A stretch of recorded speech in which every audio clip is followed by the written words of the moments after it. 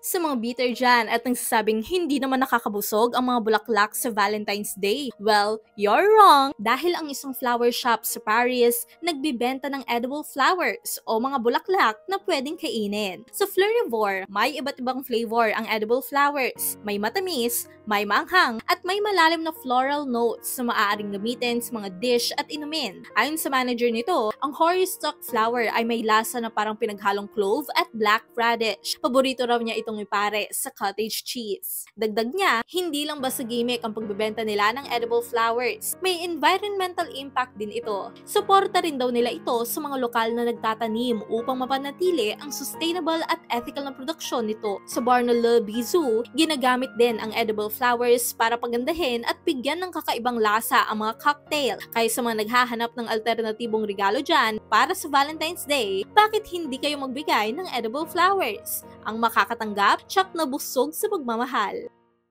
Para sa iba pang content, i-follow lamang ang social media pages ng News 5.